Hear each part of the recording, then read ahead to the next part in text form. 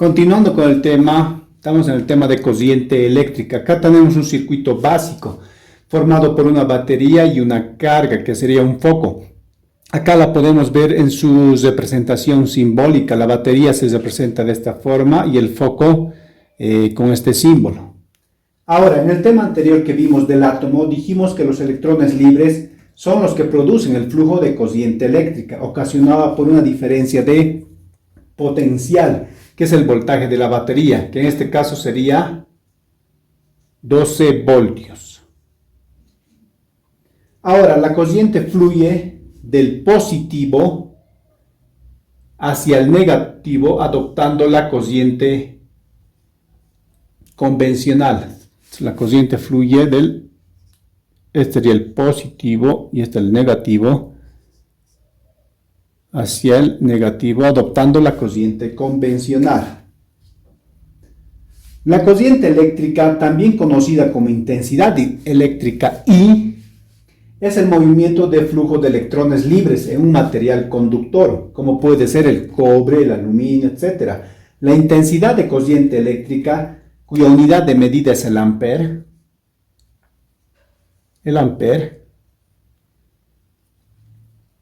cuya unidad de medida es el ampere y se representa con la letra A. Ahora, si dibujamos un pedazo de conductor, vamos a dibujar un tramo de conductor con su sección transversal, que sería esta, y vamos a dibujar los electrones circulando por este conductor. Ahora, la definición de corriente es que en un amperio es igual al flujo de electrones que fluye por la sección transversal de este conductor en un segundo. Entonces, si tomamos un segundo, esa es la definición de corriente. Ahora, si medimos el número de electrones que pasa por esta sección transversal en cada segundo, el número sería muy grande. Por tal motivo, los electrones se miden en columbios. Ahora, la ecuación de la corriente es igual a I, la corriente es igual a la carga en columbios dividido entre el tiempo, donde I es igual a la intensidad en amperios, medida en amperios, intensidad de corriente medida en amperios. Q es la cantidad de electrones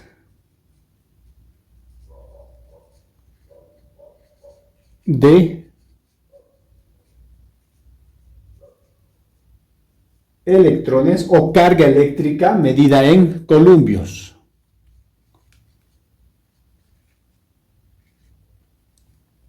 Y se representa con la letra C. Y T es el tiempo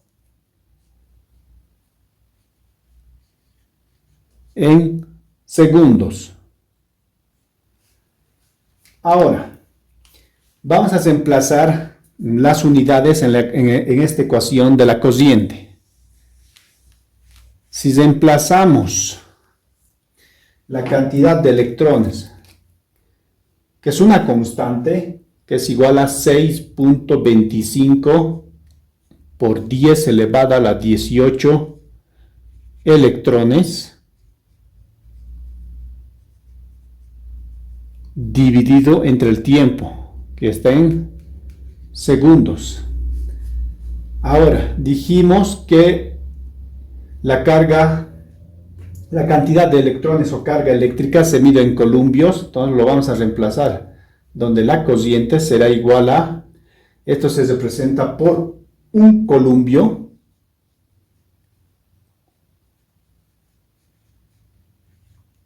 dividido entre segundos. Ahí tenemos la ecuación de la corriente eléctrica. Los equipos de medición de corriente eléctrica como el tester miden estos electrones y nos muestran el valor en su pantalla, no en electrones, sino directamente en amperios, o según la escala en la cual estamos midiendo en el tester. Ahora pasemos a las unidades de la corriente. Empecemos con la unidad.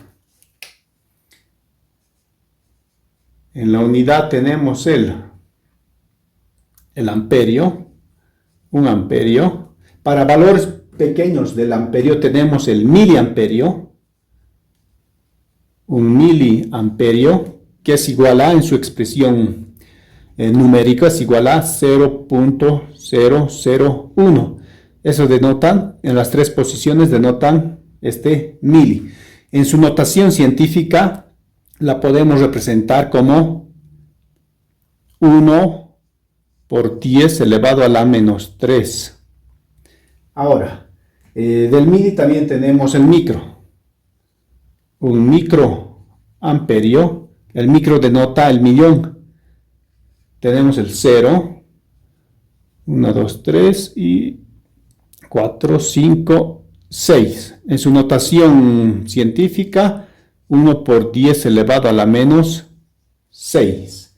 Para unidades mayores que el amperio tenemos el kiloamperio, un kiloamperio que denota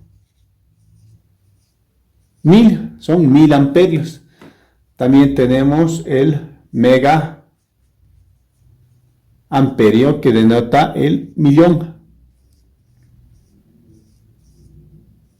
Y así tenemos varias unidades, pero estas son las más conocidas o las más utilizadas, ¿no? Ahora pasemos a los efectos producidos por la corriente eléctrica. Son tres. Tenemos el efecto térmico, tenemos el efecto químico y tenemos el efecto magnético. Empecemos con el efecto térmico. El efecto térmico podemos apreciar en las luces de los faroles del automóvil, en las resistencias de calor de las planchas, en los soldadores de estaño. En el mundo automotriz lo veremos en las cigaderas, en las luces y en algunos sensores que veremos más adelante. Ahora, si dibujamos una bombilla, dibujemos una bombilla.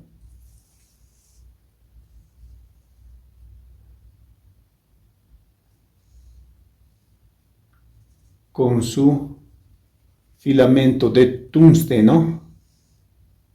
Ahora, en este foco incandescente con filamento de tungsteno por donde circula la corriente eléctrica, si va a ingresar por aquí la corriente eléctrica, empieza a calentar el filamento de tungsteno, porque es de diámetro muy pequeño y es una pequeña resistencia que a la vista no la podemos ver. Y esto ofrece una resistencia a la corriente, por lo que se produce el choque de electrones libres que se dan en el átomo del tungsteno, y debido a la temperatura que alcanza y soporta el tungsteno, este libera energía en forma de fotones. Y estos fotones son conocidos como la luz. Esto se realiza en un medio neutro que está en este bulbo de vidrio, ¿no? Tiene un gas inerte ahí adentro. Pero debido al rendimiento y al gasto energético que ofrecen estas bombillas, ya no se están utilizando. Se le está sustituyendo por diodos LED que tienen mayor rendimiento lumínico y energético. Ahora pasemos al efecto químico. Efecto químico. Este se da en las baterías de los automóviles, ¿no? Tenemos una batería, positivo, negativo. Principalmente se da en la electrólisis que se produce al interior de las baterías, el cual hace que se produzca el intercambio de electrones por procesos químicos. Ahora pasemos al efecto magnético.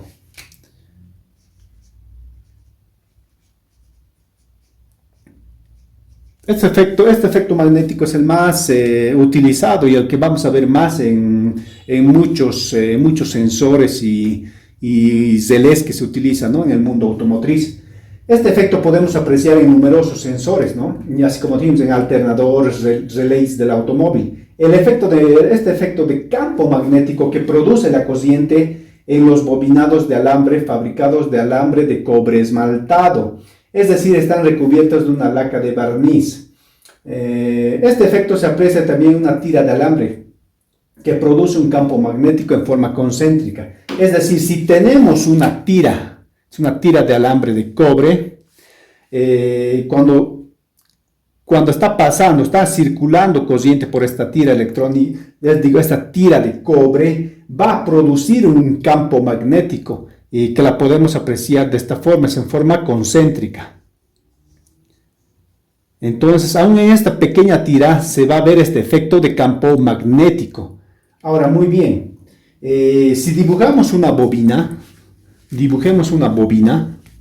con este alambre esmaltado que está recubierto y que este recubrimiento de este esmalte es una laca protectora que va a evitar que haya cortocircuito al hacer varias vueltas en esta bobina. Es un alambre, como dijimos, alambre esmaltado recubierto por una laca. Como no hay un cortocircuito internamente, ahora si alimentamos a una batería, si lo energizamos, este va a producir un campo magnético que va a tener la siguiente forma.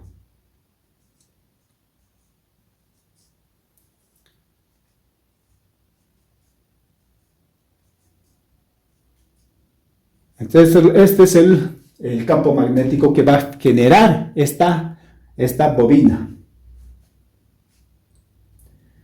Ahora, si dibujamos una bobina con núcleo de aire o núcleo de vacío de la siguiente forma. Se llama núcleo de aire porque en la parte interior, como ven, solo se lo está enrollando y no hay nada, ¿no? Ahora, este campo magnético que va a generarse una vez que se conecte a esta batería, las líneas de campo que se van a generar van a ser de esta forma. Van a tener esta forma, donde este campo magnético va a polarizar la bobina con un polo sur y saliendo con un polo norte. Este es el polo sur y va a salir por el polo norte.